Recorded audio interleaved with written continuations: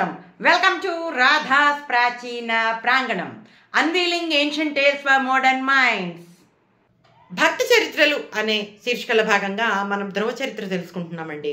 పోయిన శీర్షికలో ధ్రువుడికి వివాహం జరుగుతుందని, అలాగే 2 భార్యల ద్వారా 3 కుమారులను 1 కుమార్తెని పొందుతాడని తెలుసుకున్నాము. అయితే ఇదిలా ఉంటే తన వివాహం కాకముందే ఈ ధ్రువుడి తమ్ముడైనటువంటి ఉత్తముడు అడవికి వేట కోసమని వెళ్ళి అక్కడ ఒక యక్షుడి చేతిలో మరణిస్తాడు. ఆ విషయం తెలుసుకున్నటువంటి ఆ ఉత్తముడి తల్లి అయిన సురుచి అడవులకు వెళ్ళి అక్కడ మంటల్లో చిక్కుకొని మరణిస్తుంది. ఆ తమ్ముడి యొక్క మరణవార్త విన్నటువంటి ధ్రువుడు కోపం వచ్చేస్తుంది. వచ్చి ఈ యక్షుల నగరమైనటువంటి అల్కాపురం మీదకి యుద్ధానికి వెళ్తాడు. అక్కడ గట్టిగా శంఖాన్ని పూరిస్తాడు.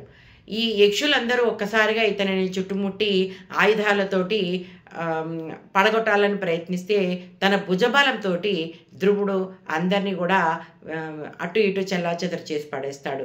అంతేకాకుండా వాళ్ళు రాక్షసులు వచ్చి మాయ చేయబోతుంటే మునులందరూ హెచ్చరిస్తారు.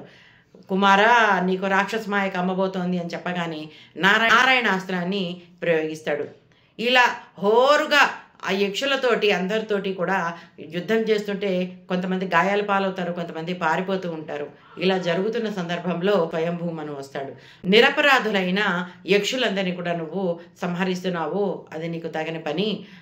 శివుడి తమ్ముడైనటువంటి కుబేరుడికి నువ్వు అపచారం చేసిన వాడు అవుతున్నావు, కాబట్టి దయచేసి ఈ యుద్ధాన్ని నువ్వు విరమించుకో అని చెప్పేసి హితవు చెప్తాడు.